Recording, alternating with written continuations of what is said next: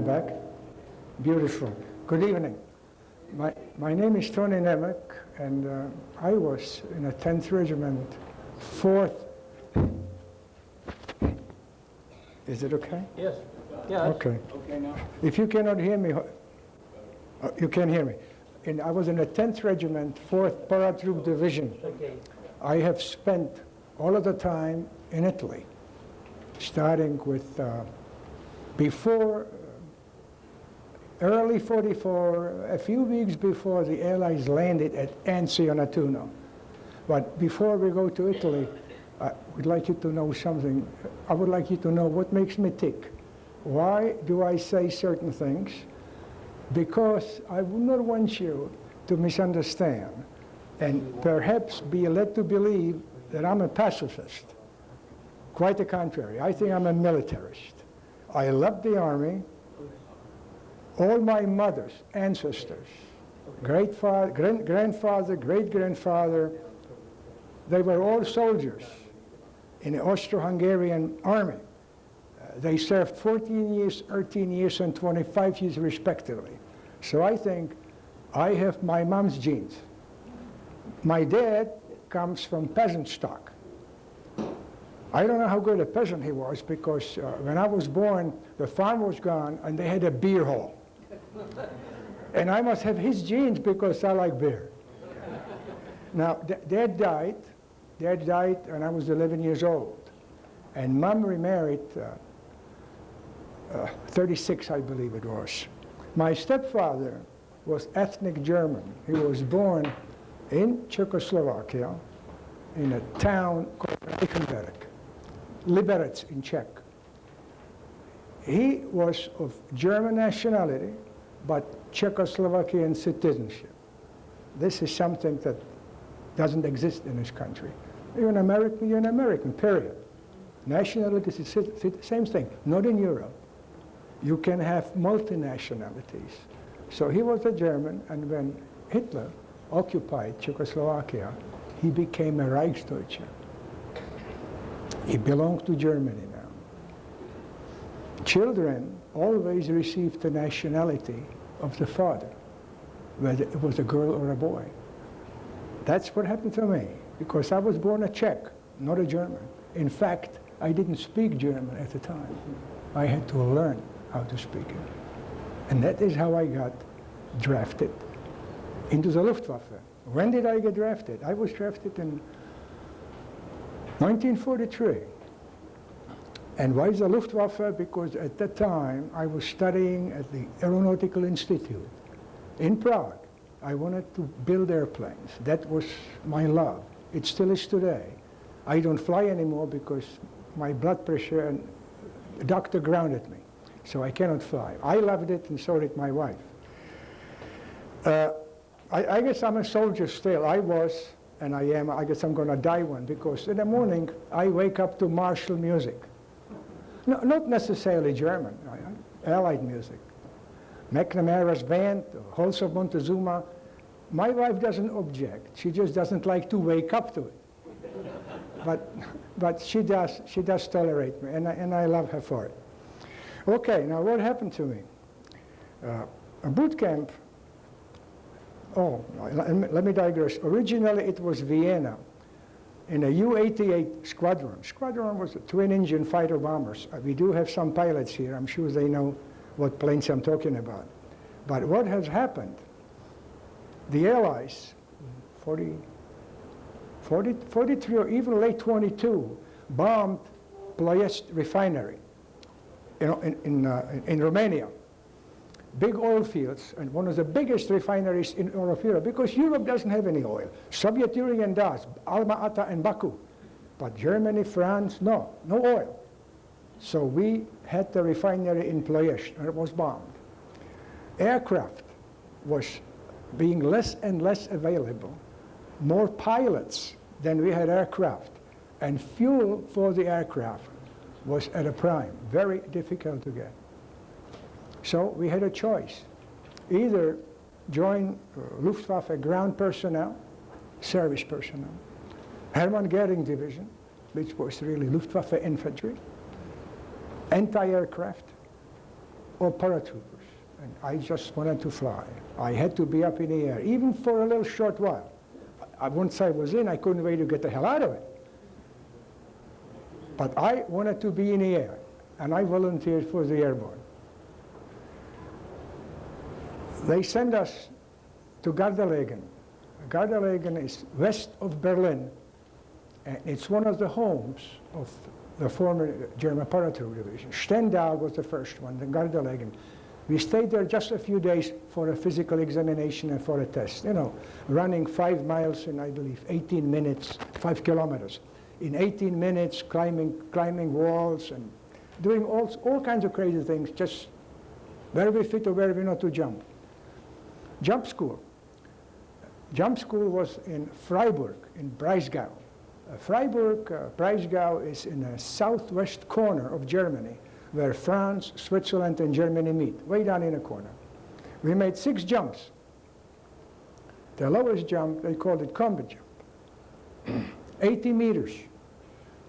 80 meters, that's roughly 300 feet. And when you stood at the door, just before the jump master said, "Get out," you could hear the instructors, the drill instructors on the ground with a megaphone telling you what you were doing wrong. And we were doing wrong all the time. Before we did it wrong.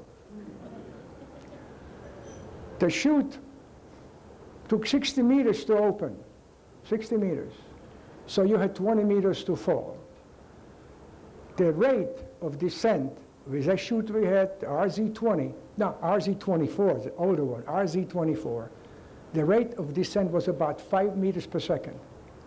So when you hit the ground, you could not simply land and remain standing to absorb the impact. Of course, you don't want to hang up there too long because people do shoot at you, and I didn't like to be shot at. Nobody does. So they taught us to absorb it with a roll, preferably facing into the wind so you can roll forwards. Or if you happen to swing the other way before you hit the ground, you had to roll backwards. We practiced the jumps, and we had to practice from a mock-up of a Junkers Ju-52 and roll and jump backwards, just in case the chute moves the other way around. I didn't like jumping backwards. We have a brief 15-minute film that shows the training that we went through. Now, perhaps we can roll it now. Now, it's in German. It's in German, so we tune it down, and I will try and explain to you what they are saying. Most of it, I think, is could we move the table back? I think the first row he probably cannot see any. Just a little, so that.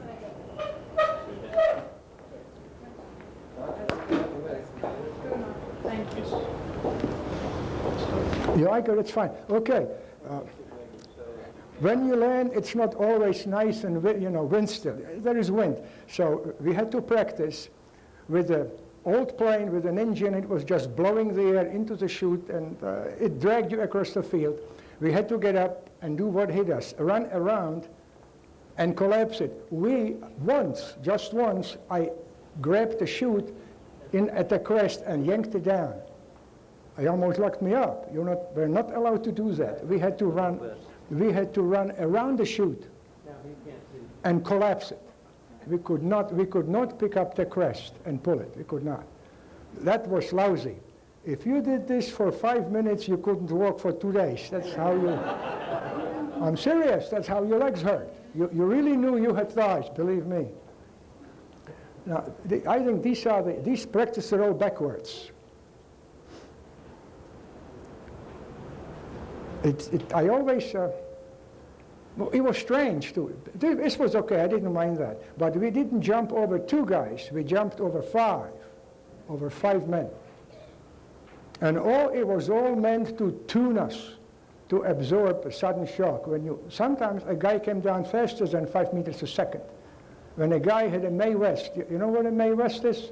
When you had a Mae West, you came down a little faster. And when a guy sees himself, he jumps last, and he is down almost first. He wonders what happened. That here the May West came down too fast.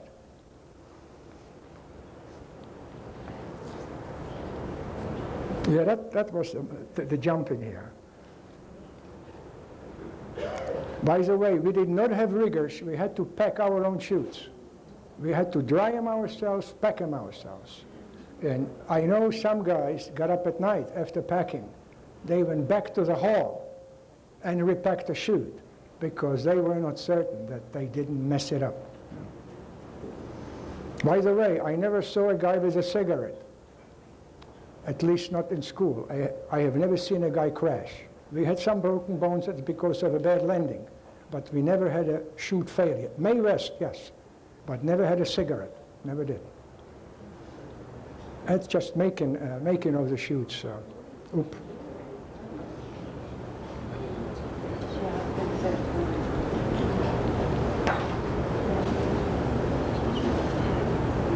The chutes, by the way, were silk.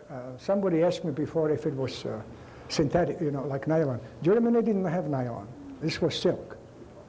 And the silk came mostly, there were supplies of silk. They were confiscated by the government. What supplies were left in private hands in factories. And other silk was also coming via South America, probably from Japan and from India. Mostly from Japan, because Japan, of course, as you know, was ally of Germany.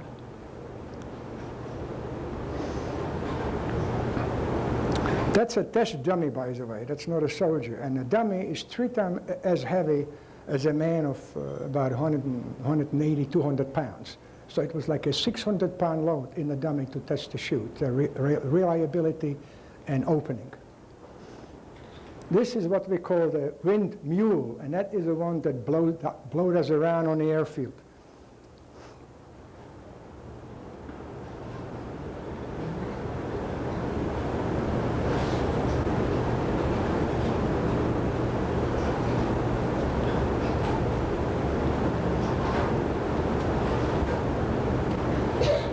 The instructors, they love to see us being dragged around, preferably if it was muddy. They loved it. Then we marched home through town and we had to sing happy songs. Oh yeah, we never called cadence. We had to sing. We were always happy, as miserable as we were. We had to sing. There is a song, I have it on record, Eleanor hates it because I play it all the time. And it says, "Es ist so schön, Soldat zu sein."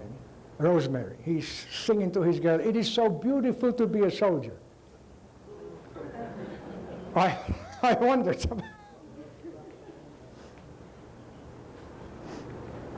Does anybody here speak German?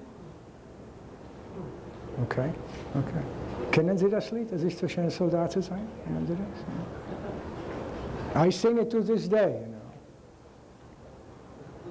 It is beautiful. I just didn't like to be shot at. That was not beautiful.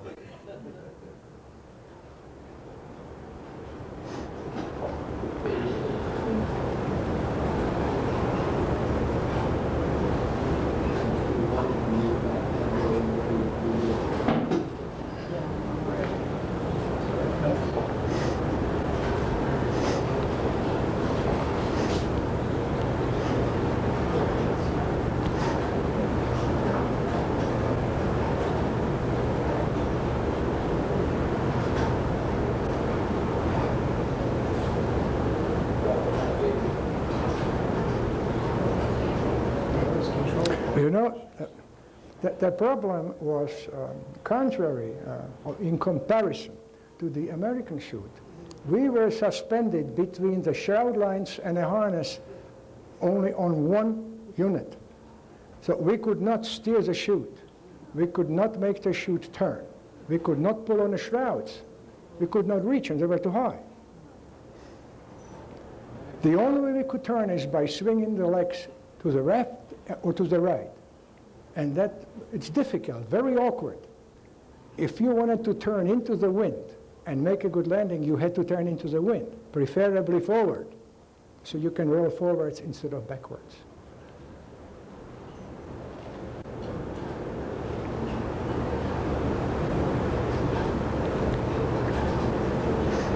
the first time I jumped, I was watching all other guys who jumped ahead of me to be sure that their chute opened. And then I felt a little at ease when I saw that the chute was open. You know. And I remember jumping the first time. I was in a door and the jump master hollered at me, "Go." And then I knew nothing until the chute opened. And the yank of the chute when it blossomed, it kind of brought me back. The second jump, okay, no problem. But the first jump, you know, it's maybe I passed out, I don't know.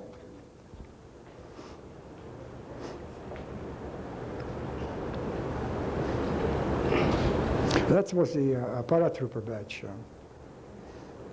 the wings, you know.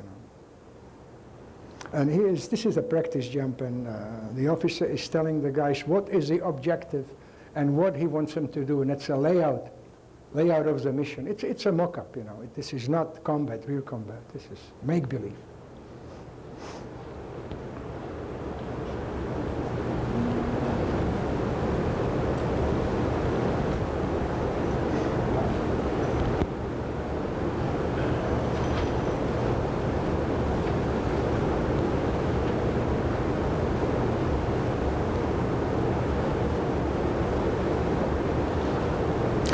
This is just about the end. I think we can,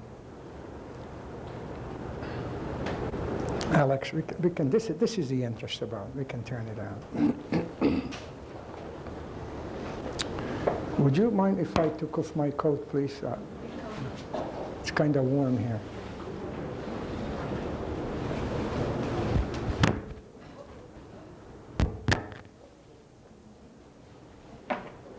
Okay, what happened next?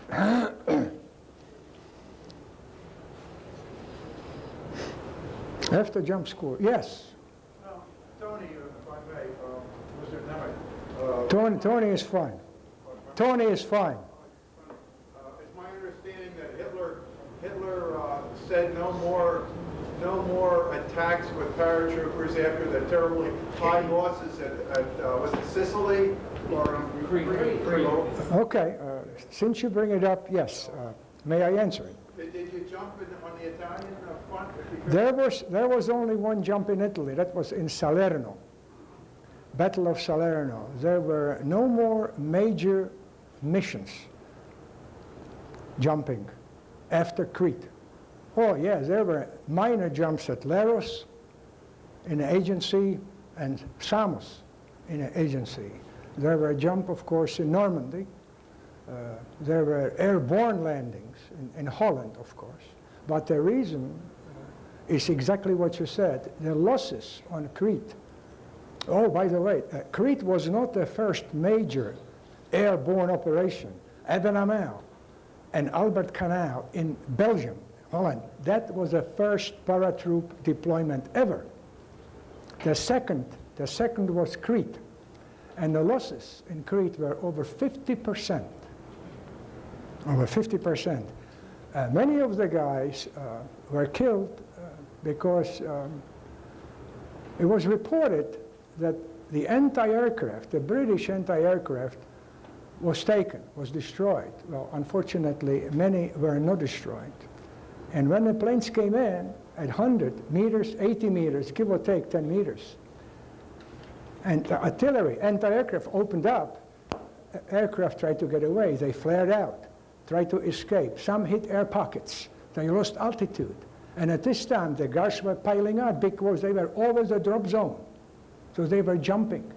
Some of the aircraft didn't have adequate height. And the guy smashed on the rocks.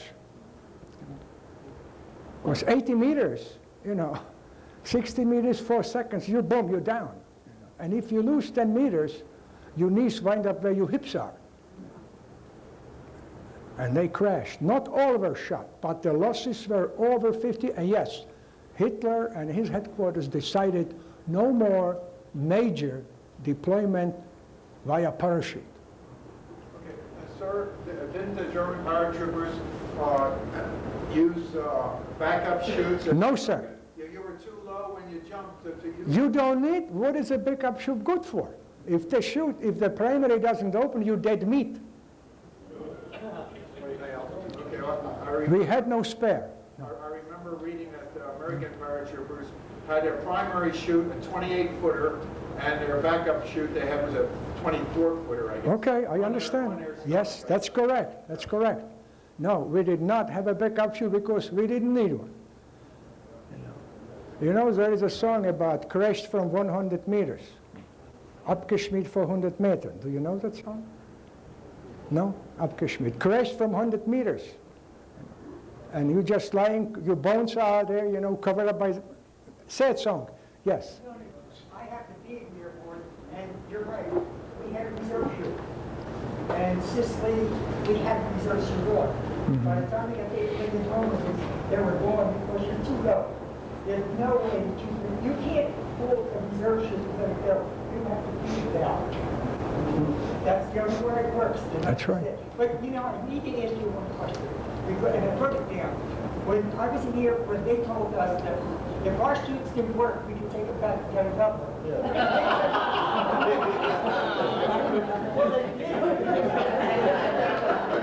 Very good. Very, I like that. Very good.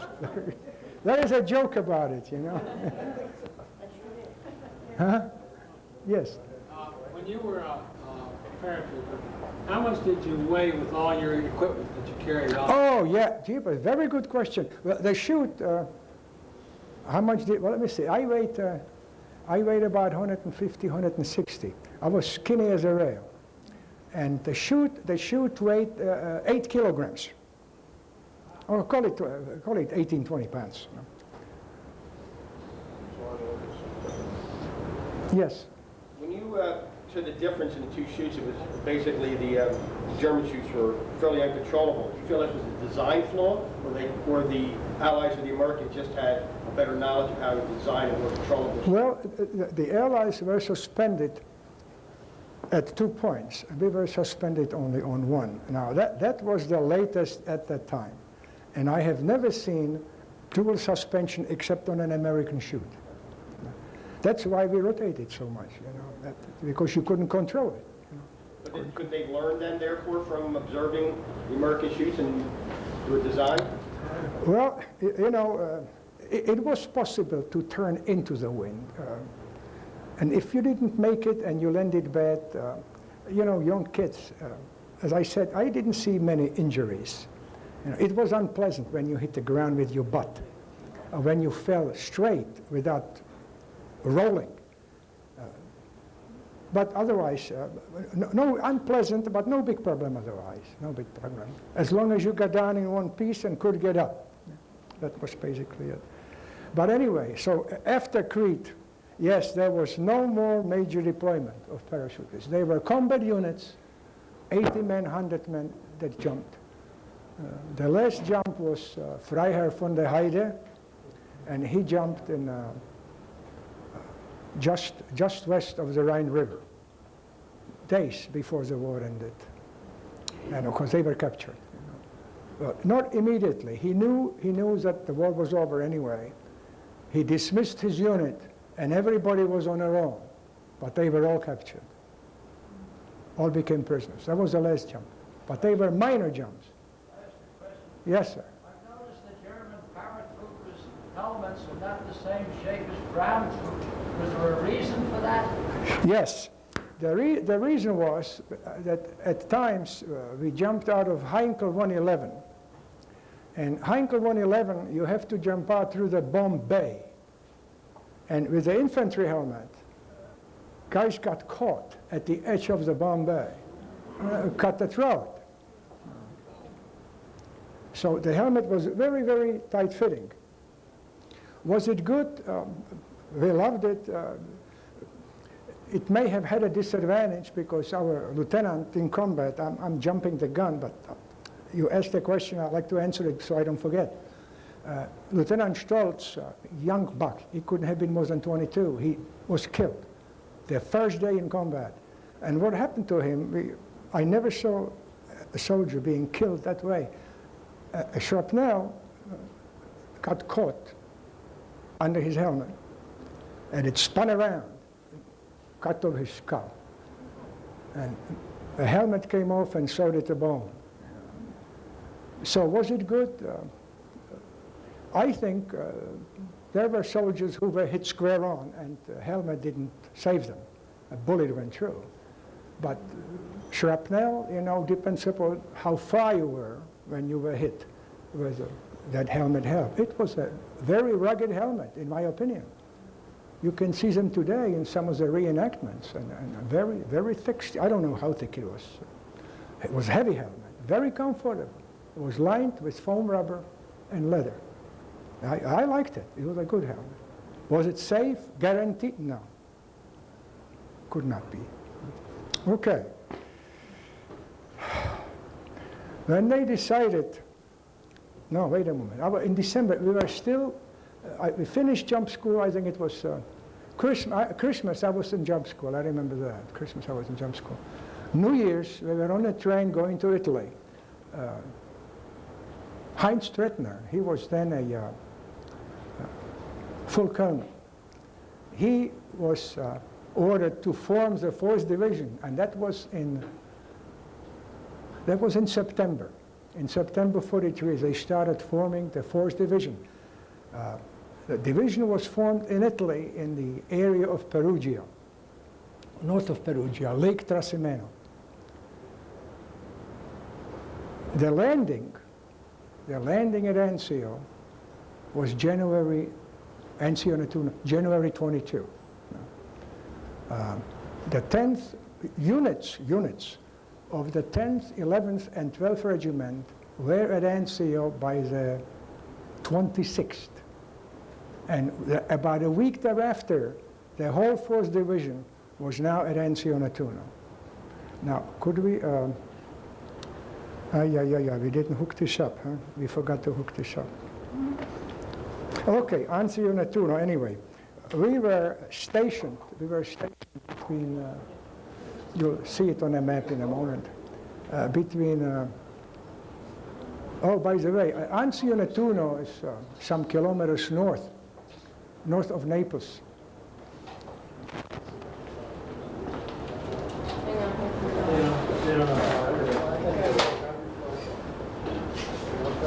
There you go.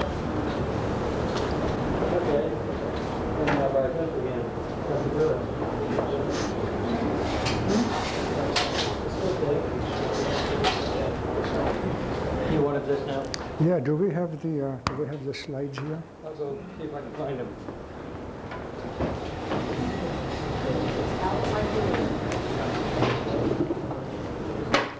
We just need two, I think. You know, Okay. we need this one, this one first. Yeah.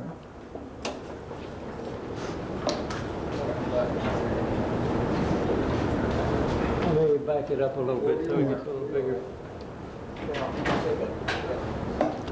Yeah. And Can we get it little into focus? maybe. A little better? Yeah, I think that's good. Okay. Anzio Nettuno, right in here. Now, this here, that's a Gustav line. And the Gustav line was built at the narrowest part of the peninsula. Why is that? Because it is the narrowest part. Monte Cassino is right in a valley there, Loire Valley. Why did the Allies land at Anzio Nettuno? Very simple, because the Allied push was stopped, and we held, for a while anyway, we held this Gustav line.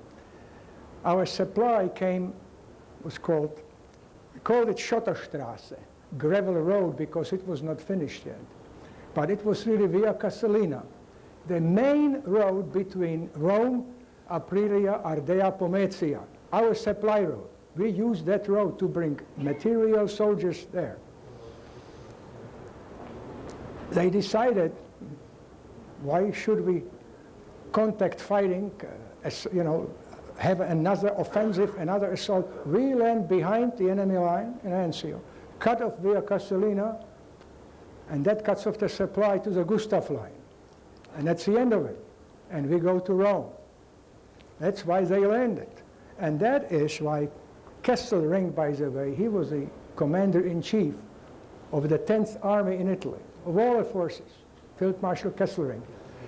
That's why he alarmed everybody in Italy, and we all went to Cassino, and we were all distributed around this line. That was a beachhead. The Allies advanced very, very fast, very fast. They were advancing even before we got there. And when we got there, the material flow that Allies brought in was unbelievable. You know, I have never seen so much material in my life, not ever since. You have landed 1,700 trucks, vehicles. You have landed 300 tanks. You have landed 70,000 soldiers. We were outnumbered like 10 to 5. People were just not there, nor was the material. Your artillery, when I saw it, ultimately, Luftwaffe was not there. All the time I was in Italy, I saw one German Focke-Wulf. All we saw was P-38s, we saw MAS P-51s, we saw Marauders, we saw B-24s, and they were all very unpleasant. Listen, gentlemen, I tell you, you had so much ammunition. You were hunting us like rabbits. The planes came down, hunted one man. One man. Yeah, there were enough foxholes along the road if you had time to get in there. You know. And they came down low. They dropped the egg. And Tuskegee Airmen were there, I believe, in Italy, if I'm not mistaken. Right? Because I remember one day, I talked to you about it. A buddy told me, hey, it was a Schwarzer. It was a black man. You were so low, we could see you. And he said, well, you watch it the next time. And you came over the road, and sure as hell. Maybe it was you. Huh? How do I know it wasn't you? I don't know that. But you my buddy now. Okay. We were first, they moved us into battle. We were young kids, 17, 18, 19. They moved us in gently. 2-3 days, and we dug foxholes. I think we must have dug from Rome all the way down to Nettuno. We dug foxholes. Every other day they move us closer, dig a hole, another go, and dig and dig and dig. I wore out my entrenching tool almost, you know. And ultimately, and they got us used to the artillery and to everything. And artillery you had. You had no problem with Luftwaffe. There was no Luftwaffe. And I saw your artillery lined up on a field, howitzers, 105s, side by side, you know, like sardines in a can, and row after row, artillery. And when they opened up, you better believe it, all hell broke loose. And we used to say, if you want good cover, you jump in a hole made by the previous grenade. Baloney. You had so much artillery, including 16 inches that were out at sea, shooting at us, Nettuno. The fields were teared over many times over. There was no grass left, nothing.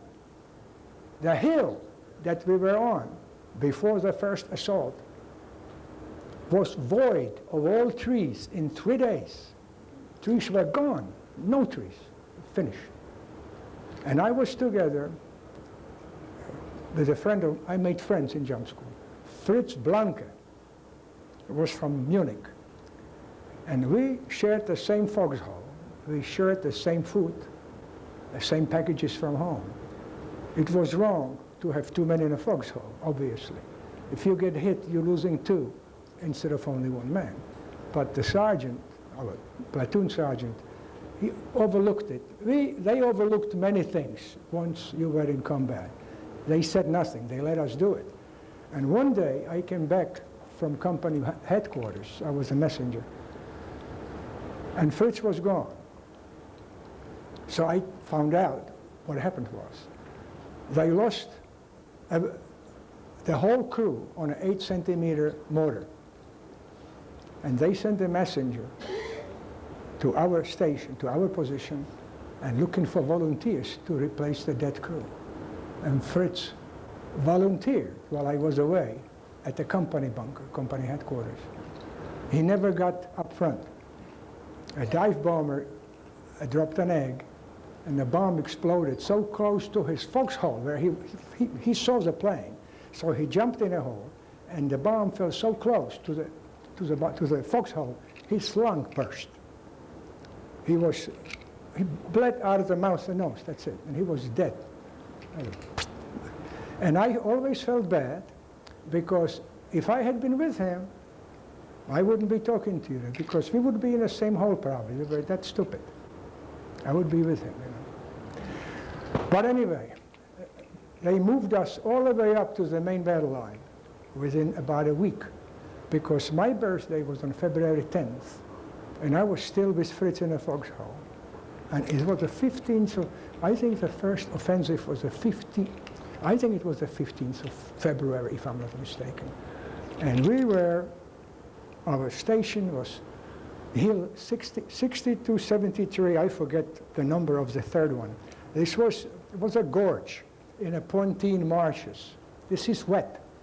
And we were in a gorge, there was a creek. We stood in water up to our waist. Didn't feel good. The only place to dig foxholes, to have cover from mortar fire, the English, no, Scottish, but it was English Army, but they were Scotsmen, Fusiliers, I believe. Unit, I forget the unit. They were on the other side of the hill. We were north of the hill. They were using 12 centimeter mortars and 8 centimeter mortars. We used 8 centimeter mortars when we had enough grenades. The only place we could find to dig foxholes was in a walls of the gorge. And there were many foxholes dug already by the previous units that we replaced. Every foxhole, just about every, had a dead soldier. Allied and German, you know, a mixture. If you wanted to take cover and get out of the water, you had to yank out the body and throw it in the water and went downstream. Not very ceremonial, but unfortunately that's the way it was. There was a massacre for 3 days, real bad. We lost more than half of our company. We went in with 250 men. And 3 days, we were down to 115, 120. Now, not all dead necessarily, wounded, dead, and prisoners also, but anyway, we were reduced. I was wounded in the right eye. A piece of shrapnel got in just under my eyebrow, over the eyeball. It didn't cut the eyeball, but of course I was was bleeding. So I spoke to the sergeant and I told him, look, no, he said, yeah, go ahead. So I went, first aid station, they took care of me, and they sent me to a field hospital, just north, very short distance, northeast of Rome. It was called Monte Mario, beautiful hospital, very modern. And I stayed there not very long, 4 or 5 days. And back front, so I didn't lose the eye, and it started healing. They were treating it every day several times. The sight was impaired, it still is a little bit, but it allows me to shoot, and that's the most important thing. And I went back, and I reported to the company, and I thought they were going to stick me back into battle. Well, that was not the case. I had to go like all the other guys who were returning from hospital or from being home on leave. We had to go, called it dead man's detail. We had to go up front into no man's land or behind our lines and pick up all the dead. That was the reward, I guess, for coming back to be shot at again, you know. And we had to do this for several days. Fortunately, I only did it 2 days, I believe. 2 or 3 days, not very long. We found a lieutenant, and he had a chest full of tin. He had Iron Cross, he had the jumping badge, he had the ground combat badge, he had tank destroyers. Oh, he had all kinds of schmear hanging on him. I mean, he was very dead. He was warm, and he was beginning to blow up. A young guy. He couldn't have been more than 25. Very young man. We put him on a stretcher, and I was carrying at the head end. On his left shoulder. His head was right next to my head. His mouth was open. And he was beginning to ripen. And it didn't smell so good. And his head always, maybe his neck was cut or broke, I don't know. His head always was turning towards my face. You know. So I always turned it back. But bloop. And then, all of a sudden, mortar fire. And folks, let me tell you, the grenades hit so close by, we could smell the burnt powder, and you could feel the heat. You know, we dropped the stretcher, obviously, you know, dropped it. He fell off, we hit the dirt, and there were 4 or 5 grenades altogether. It was harassment fire. They didn't know we were there because they couldn't see us. But of course, they knew where we were. That was our territory. So they just lopped in here and there a couple to let us know, hey, we are still here. And they did. None of us, there were 4 guys at the stretcher, none of us had a scratch. None of us. And let me tell you, the Lord had to be with us because this was unbelievable, you know. Because, you know, normally when a grenade hits that close, maybe you don't die instantly, but you're about to get something. Nothing happened to us, nothing at all. But something did happen. We picked the lieutenant up, we put him back on a stretcher because he fell off the stretcher, and we carried him to the truck. And, you know, what do you do with it? We were trying to pick up as many as we could, as fast as we could, and get out of there. And as we threw him over the side of the truck, unceremoniously, his arm fell off. So he was hit very badly. So I picked the arm up and threw it on the truck. You know. And some of these things just, you don't forget. It stays with you. But anyway, that was NCO, that was a first assault. And finally, they pulled us out, and we were relieved by an infantry regiment. I forget the number. I cannot recall the number of it, but infantry. And they put us on R&R for 10 days, I think they said. We're going to be 10 days. And we were stationed on a coast a few kilometers south of Rome, between Rome and Anzio, maybe halfway in between. And we were standing guard. There was 15 of us for a kilometer of beach. How could you hold with 15 guys?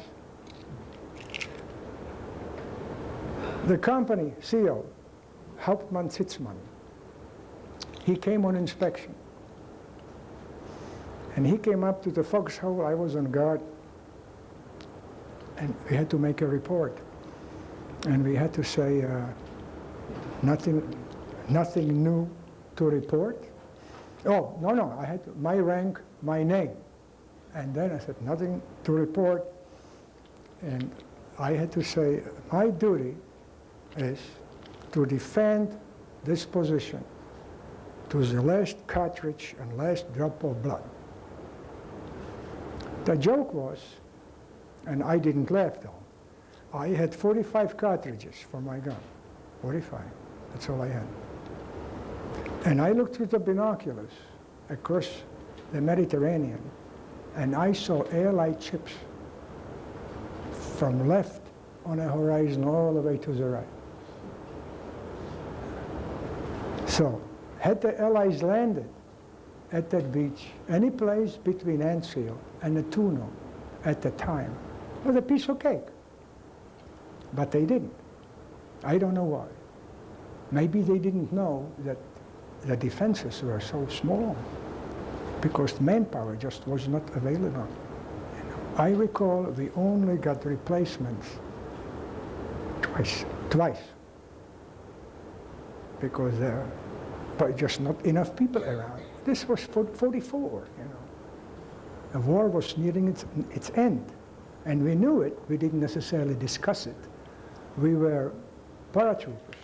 We were not a political organization. I do not recall ever discussing politics. Or are we going to win a war? Are we going to lose the war? We never did. Did we know we were going to? I think everybody knew it by then. Of course, Africa was gone. Sicily was gone. Salerno, Naples, it was gone. Stalingrad was long gone. The Russians were in East Prussia, moving into Poland. You know. But we just didn't talk about it. We were just paratroopers, and we fought what we had with. What did we have? We had 98K Mausers. We had paratrooper rifles, 42 assault rifles. We had MP-38, MP-42. We had some Berettas, some Italian Berettas. We had Lugers, and we had P-38s. We had mortars. We didn't have enough ammunition. When we sighted the mortar in, sometimes there were no grenades left. We reported sighted in, because you sighted a mortar in to several targets. You establish ahead of time, before you have an order to fire. You have targets that you just move the mortar and reset it to a particular target. Sometimes we fired 2 or 3 and no ammunition. We used to go and get ammunition at night. We used to go to the regiment to get ammo and to get food. Many guys never came back because artillery got them. They never came back. So ammo was very, very difficult to come by. Food came through sometimes, not all the time. Not all the time. After there was a second battle of NCO. By the way, the first counterattack floundered after 2 days. We just could not possibly. The intent was, Kesselring's intent was to push the Allies back as far as possible, back towards the beach. No way. Oh yeah, we moved a kilometer or 2. Then they pushed us back where we started from. And the losses were so heavy. The offensive was called off. The second offensive came in March. Same thing happened. We, on a second offensive, we had taken a sand pit that was held by the British. And in the sand pit, we found a British mortar, 12-inch mortar, a long barrel. But we did not have the sighting equipment. They must have destroyed it or thrown it away. We didn't find it. We had the bipod, we had the base plate, and we had the barrel. And we found grenades. Oh man, bunker was full of grenades. And the next day was the second offensive, and we were in the sand pit. We were shooting with that mortar, but we didn't know where it was going. So, you know, we just looked at the barrel. Approximately, we had a guy at the edge of the sand pit watching where it hits, because we couldn't tell. Approximately, well, yeah, you know, a little bit. It was fine. And a guy who was a forward observer, who was at the edge, laying at over the corner, over the edge of the sand pit, they shut off his nose. They shut his nose off. He can't. He said, they shut the tip of his nose was gone. But anyway, so that was the British mortar. So ammunition and equipment was difficult to come by. It was highly, highly priced, highly, highly priced. When we were going to the sandpit, I was on a messenger run. I was going back to the sandpit, and I did a very stupid thing, very, very stupid thing. I came up on the top of the knoll, and there on the left was a British soldier. He was an officer, and he had beautiful riding boots on, and I had these lousy hobnail boots. They were so uncomfortable. You know. I wanted his boots. So I took my rifle, I had an MP 38. I laid it down and I was trying to get his boots off. I didn't know if they would have fit me, but they look good and nice and soft. And I tried to get them off, and I couldn't get them off because. Can you hear it? Okay. I couldn't get his boots off. I guess his feet were swollen, very possible. I couldn't get them off. And as I'm sitting there, I was squatting. I'm kneeling on one knee, trying to get, and I couldn't get the boots off. And I look almost funny, little clouds of dust, Machine gun fire. Oh, I could hear it, but I didn't pay attention. I was fascinated by the boots. They almost wiped, oh my God, they're shooting at me. That's not nice. I took my gas mask, I threw it away. It was uncomfortable to carry. I took my gun and I beat the hell out of that. It was a dumb thing to do, I should have known that they could see me. I was up on a knoll. But I wanted those boots so badly, I just was going to pull them. I never did get them. Okay. Now, you people, the Allies, the major breakthrough at Anzio was end of May, but in the meantime, the Battle of Monte Cassino and Anzio Nettuno occurred not necessarily the same day, but in the same time frame between January and May. So while we were at Anzio Nettuno, the 1st Division was fighting at Monte Cassino. And by the way, Monte Cassino, one of the gentlemen here tonight, he asked me about it. The Allies, we know today, believed that we had artillery observer at Monte Cassino. We did not. We were never in an abbey. Were we on a hill? Yes. But we were not in the abbey. And just recently, a British historian printed an article which was republished in German magazines. And my cousin, he sent me a copy of these articles. I was going to bring them with me, I forgot it.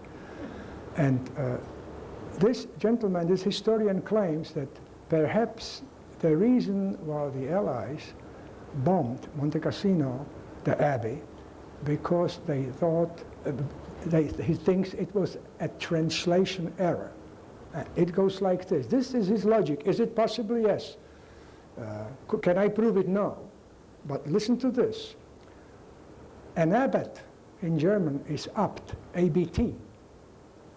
A-B-T, Alpha Bravo, Texas, A-B-T. But you put a dot after the T, and it means Abteilung. Abteilung could be a division, it could be a company, it could be a squad, a group of people, Abteilung. And they think perhaps the Allies, translating, they intercepted German messages. They broke the German code.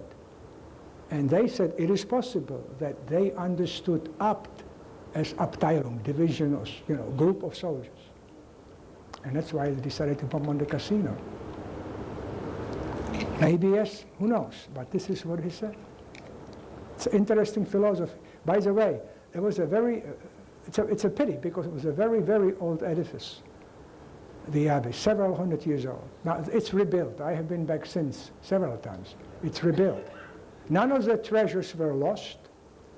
The treasure was moved with the agreement of the abbot to Rome, to the Vatican. So none of the paintings and whatever else they had, they are all saved and they back in the abbey. Okay, the major assault when you broke through Monte Cassino, we just couldn't hold it. The 36, I think the 36 in U.S. 36 infantry, I believe, attacked. Then some days later, the New Zealanders attacked. Then the Polish brigade attacked, and the French brigade attacked. The people, they were killed off. They lost most of the men that defended Monte Cassino. That's where they are, in Pomezia, under the ground. They died. And I think that these guys who defended Monte Cassino, they gave it all they had. They were truly dedicated.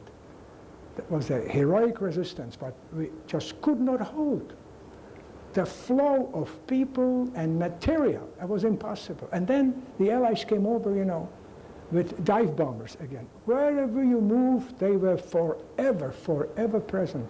We called it Hasenjagd, you know, a rabbit shoot. Rabbit shoot. I once was shot at with anti-tank guns. One man.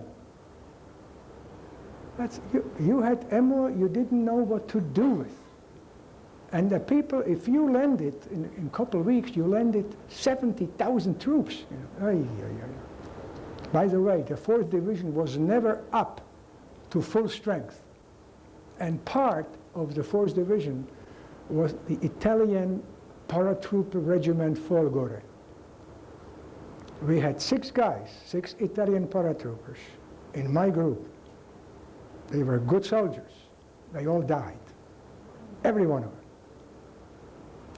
Sometimes people make jokes about Italians. Yeah, okay, they left us, they surrendered to the Allies. I know all that. But these guys, they were good soldiers. They fought and they dropped Kaputski.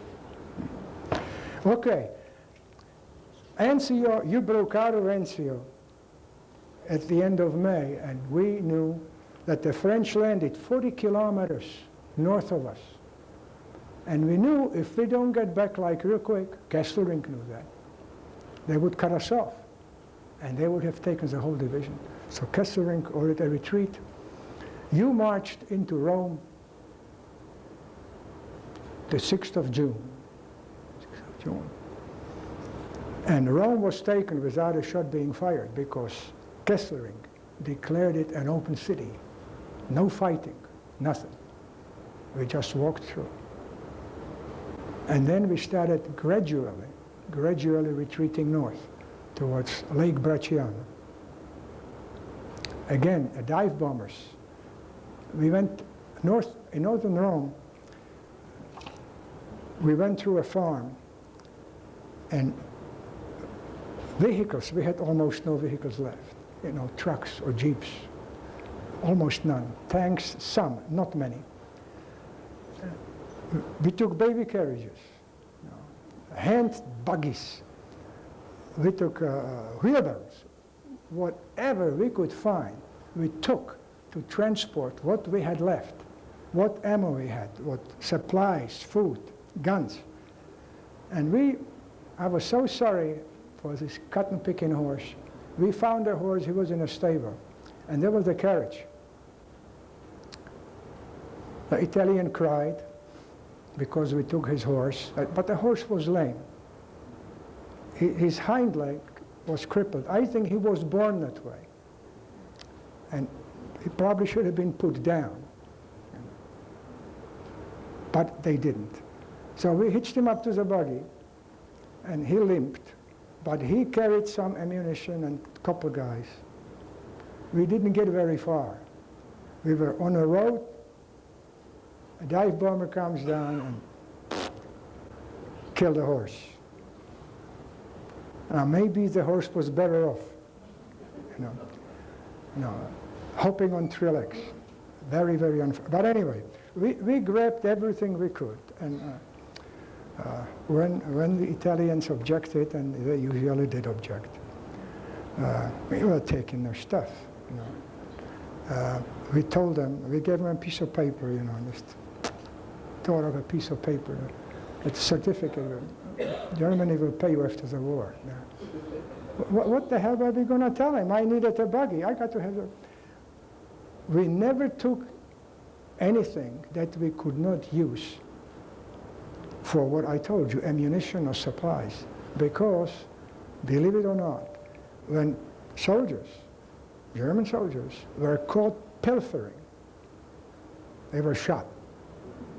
They didn't mess around with pilfering, never. Oh, when they opened up a place, that's something else. But people who pilfered, very bad. Either they had them shot, summary court, and they shot them, or they went to Bewährungsbataillon, penal battalion. The battalions had never more than 20, 25 guys, because wherever, I almost said a wrong thing here, wherever the problem was the biggest, that's where they stuck the penal battalion. And those, they never lived long enough. They got killed. Comrade, you hold, I jump. You know. Well, he was holding and I was jumping. You know. I ran and he stayed. He got killed. Penal battalion, very bad. And they also had no buttons. The buttons were cut off. They cut off the epaulets. It was dishonored. So that was bad, very bad. So we did not pilfer. We did not pilfer. Another thing, I will never forget, I will not forget the German army, never. Going out of Rome, we didn't have enough food because it never came up front. They dive bombers, they destroyed everything. We were going past a supply depot, German supply depot. It was loaded with food. They had condensed milk. They had chocolate. They had I don't know who it was for. I never saw chocolate. In jump school, yes. Up front in a hall, no. Condensed milk, my foot. If we didn't milk the cow, we had no milk. Besides, the milk wasn't ours. We stole it from the farmer, and that was illegal. You know what happened? They gave us nothing. When we withdrew, they blew it up. And they wouldn't give it to us. You know why? The officer who was in charge, he had orders to blow up the supplies. That's what he did. He wouldn't give us anything. If I met him today, I would punch him in the nose. Okay, where am I here? Where am I? Oh, by the way, the abbot's name, I remember it now. The abbot's name at Monte Cassino was Don Gregorio Diamare. Oh, I got to tell you something. My wife today and my friend, who is here, who shall be nameless, coming back here from dinner, they told me that not only have I an accent, I don't think I have an accent, but they told me I do. And besides that, she said, I mumble. Do I mumble? Can you, no, seriously, can you understand everything I say? And I don't have an accent. Okay, I get the message, all right. I remember way back in graduate school, I was reading Monte Cassino, and I remember one of the commanding generals, I forget his last name was Ederle, who was commanding the German army. And he was a member, he was a Bavarian Catholic, and he was a member of the Order of the Monks. Okay. At Monte Cassino. Okay. I forget his first name, but it was a middle name, it was hyphenated, it was Ederle, was his last name. He was one of the generals. And he was really sad, and here he was defending Monte Cassino, which he was a civilian member of the order. Really, rather interesting. Okay. He was watching it destroy. Okay. There was Sanger and Oeterle. That's it. Thank you. How about that's interesting. Okay. Now, you know, from that moment on, when we started retreating, it went rather fast. I do not recall. Oh, by the way, digging foxholes was all over, because we didn't need foxholes. We have moved. Usually, the Italians left when the front started moving north rather rapidly, because figure, you broke through, the Allies broke through. I shouldn't say you, I'm one of you now. We broke through, that's what I should say. Son of a gun. End of May, and we walked. By October, we were at the Po River in northern Italy. So foxhole digging was over. There was no need to dig foxholes. We used barns, houses. The Italians left. They wouldn't stay in a combat zone. They would leave the house and come back after we got out. Then the Italians would come back. But then the Allies came, and they threw them out again because they wanted a house for their headquarters. That's what we did, except we didn't throw them out. They were gone when we came. And if they didn't, they stayed fine, so they stayed. No problem. But Foxhole was over. We never stayed more in a position than maybe 3, 4 days. Never more than that. We were holding ammunition, Mirandola, northern Italy. And the house was, again, between 2 mountains. And going down alongside the wall, it was like a gorge it was a path. But it was used so much by the farmer, and he had mules. In fact, we used the mules to go and haul ammunition. It was hollowed out. I think almost up to my crotch. You were really covered. If somebody shot at you, or a grenade, you were covered up to your waist, almost up to your waist. We were coming back one day, daytime, hauling ammunition. And we had a mule. He was not very cooperative, by the way. No, not a mule. No, a donkey. I'm sorry, a donkey. And we had, I don't know how many boxes of ammo. Each box of ammo had 3 grenades in it. And there were 2 or 3 guys ahead of me.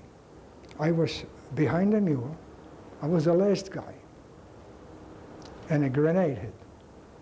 And it hit just around a path, this hollow path, was making it turn to the left, and 2 or 3 guys were just around a corner. 1 guy was at a corner, and this was a delayed grenade, bunkerknacker. The grenade, it hits, but it doesn't detonate instantly. It buries itself, delay time, and then it blows. Well, let me tell you, the 3 guys, and just blew them off. They were gone. Didn't find them. The guy at the corner, he was missing, hip was gone. The mule was blown down, and that's where the ammunition went with him.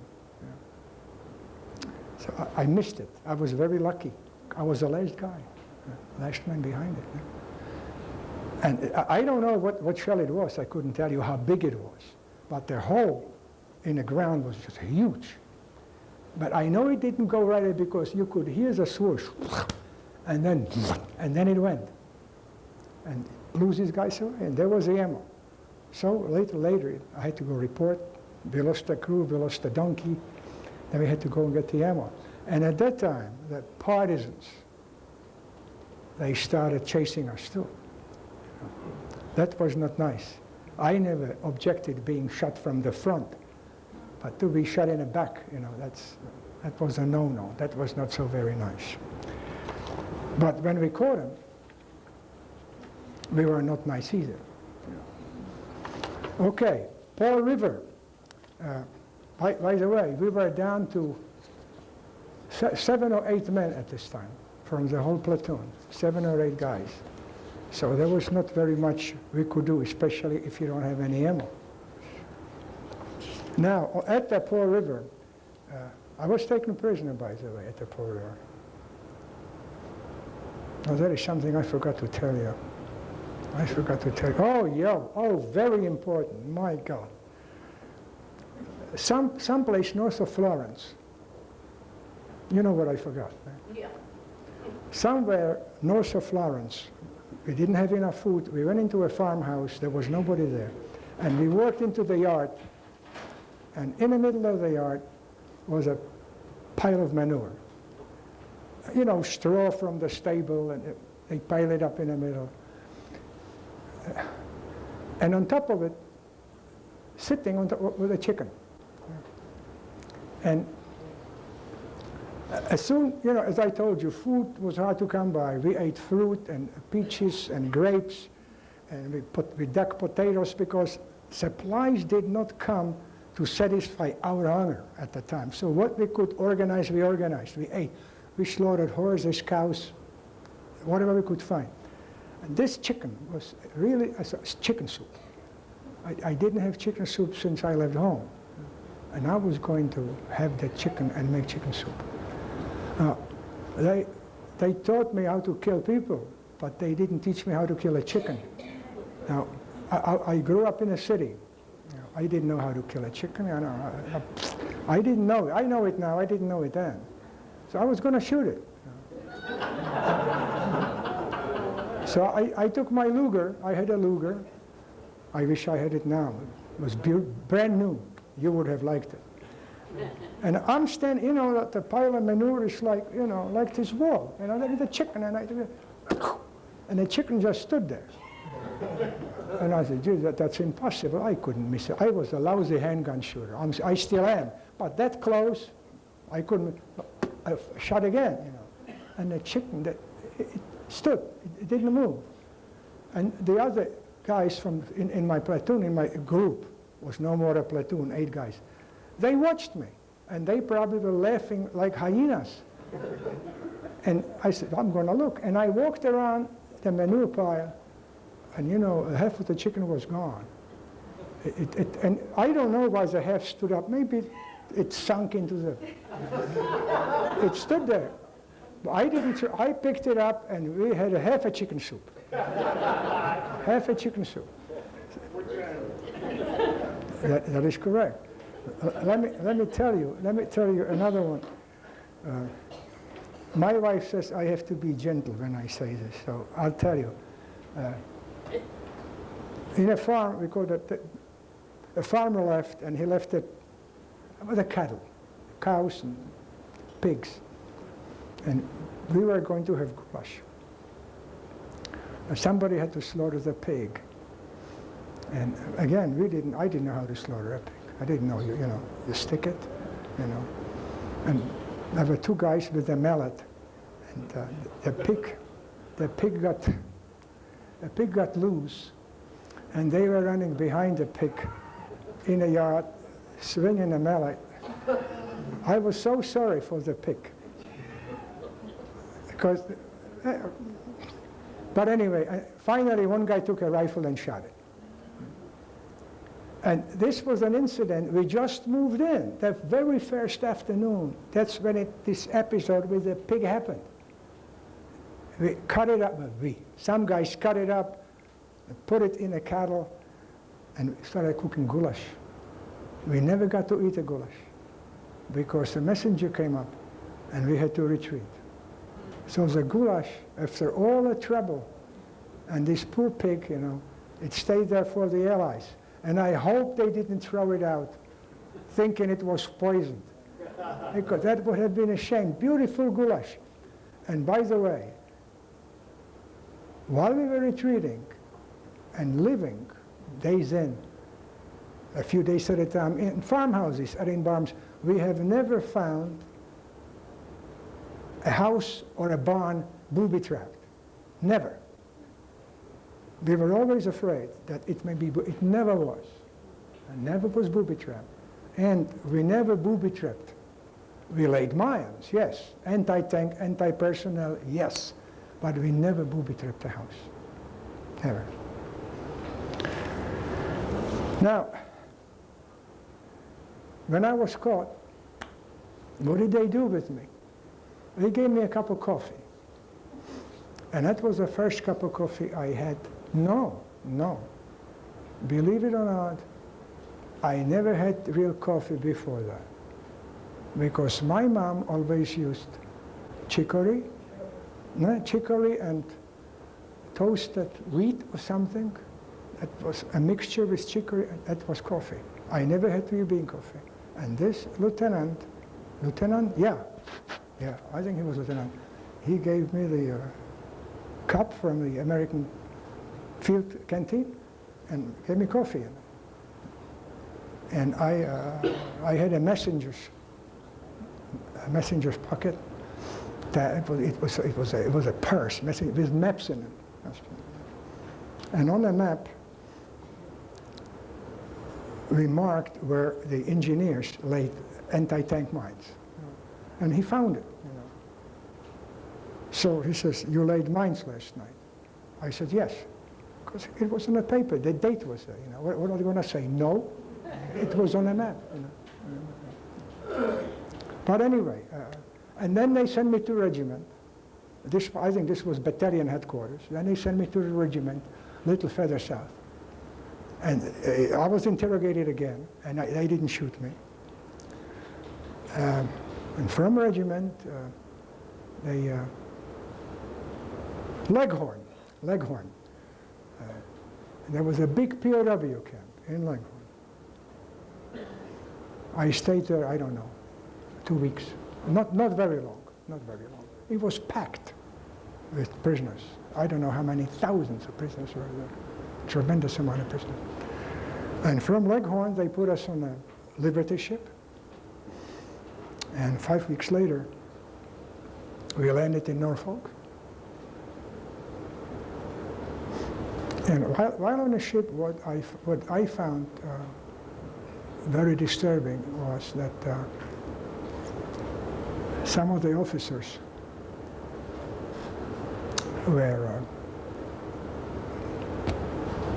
exchanging their medals for cigarettes. And I didn't appreciate that. I think that's wrong, because... Can you hear me? Oh, okay. Repeat it. Some of the German officers that were with us on the Liberty ship, they were exchanging their medals for cigarettes or for tobacco. Now, I think that's wrong, especially when an officer does that. I would never take a soldier's medal, even though he is my enemy, because he deserved it for what he believed in. That's what he got the medal for. So I didn't like what they did. That troubled me. I didn't like that. But anyway, it happened. And in Norfolk, we only stayed 1 day. And we were deloused. Oh, thank God. Yeah, they were carrying us away, believe me. The lice were carrying us away. Didn't wash for weeks at a time. Didn't smell so good either, but we all smelled equally bad, so we didn't smell each other. Okay. And from all places, for 3 days, we were 2 days on a train, oh Jesus, yeah. 2 days on a train, we were, of all places, Arkansas. And I was in Camp Robinson, which is North Little Rock. And I have been back since, and the barracks are still there. The camp is closed, most of it is closed, only one section is used by National Guard. And it looks the same, and the gate is still there, and I walked through it many times. Yes, sir? Towards the end of the war, say in January of '45, after the Battle of the Bulge, how did the German army maintain discipline when the ordinary German soldier must have known that the war was lost? Can't hear you, sir. How did the German army maintain discipline? They must have known that the war was lost. The Russians were advancing, Americans were, they were retreating north in Italy. How did they keep fighting? How did they, was it just determination? No. The Japs, I thought that the Japs had a cultural mindset that they were going to die for their emperor, bury them with bulldozers. But how did they maintain discipline in the German army? Well, I'll tell you, the fighting spirit of the soldiers was just unbelievable. They simply obeyed, and we believed an order you follow. That was it. Nobody rebelled. That was instilled in the soldier to such a magnitude. It was just unbelievable. Why did the guy at Monte Cassino fight until they were killed? You know, from one platoon, full company platoon was 80 men in a paratroop. 4 guys came out of Monte Cassino. All the others are there, Pomezia today, under the ground. The spirit, the level of obedience, the dedication, the love of fatherland, obey. It was paramount. You obeyed, period. Nobody, yes? how long before you got back to your family? Well, very good question. When I left home, I said, Mom, don't cry. A war will be over in 1 year. I'll be home. Took me 27 years. Now, I wasn't prisoner that long. I was discharged 1946, but I couldn't go back to Prague, you know, because they would not have been very kind to me, you know. So I stayed in Germany, in Frankfurt. Okay, and yes. Quick question. Tony, you said that you didn't have supplies at night or food, ammunition, food. So at night, you have people go back and get it, but they didn't ever come back. What happened? The dive bombers couldn't see them at night. So. We had supplies, but in comparison to what Allies had, it was minute quantities. As I said once before, when we fired 3 grenades, you returned 50. When we fired 1 salvo with a machine gun, you used up probably 2 belts. And why? Because we had to save ammo. And we shot only when we knew there was a real reason. We did never any blank shooting. We shot at targets that we could identify, only because of lack of ammunition. That was it. You know, the dive bombers, you know, we call them Yachtbomber, you know, Yabos. They hunted single men, trucks. Unbelievable, unbelievable. And that's why we had no trucks left. They got all shut up. They burned. Via Castellina was loaded with shut up trucks, loaded. A superiority of your Air Force, manpower and a material, overwhelming. No way could we have, oh, we stopped you for time, yes. But ultimately, we had to get, because there was no way to hold you. Impossible. Physically impossible. It wasn't there. Artillery was lacking. You know?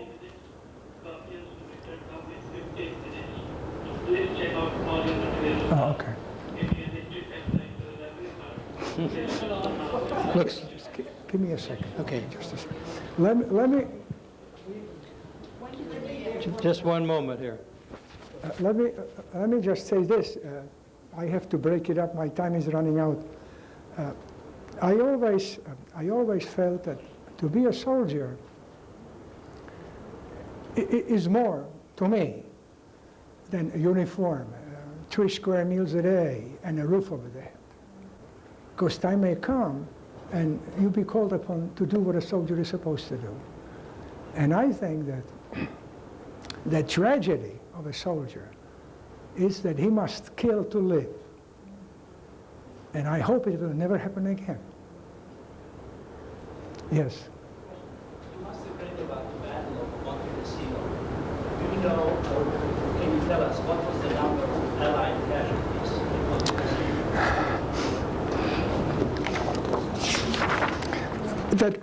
The total number I do not know, but I tell you what it was during one attack. Just give me a moment in here. I have it here someplace. Okay, here it is. First Battle of Monte Cassino was General Mark Clark. The 36th U.S. Division during the First Battle of Monte Cassino lost 1,700 men in that one battle. And there were 3 major, as you know, 3 major battles at Monte Cassino. Now, we lost, you know, just about everybody. The whole division was just wiped out. I know we'd like to continue this, but it looks like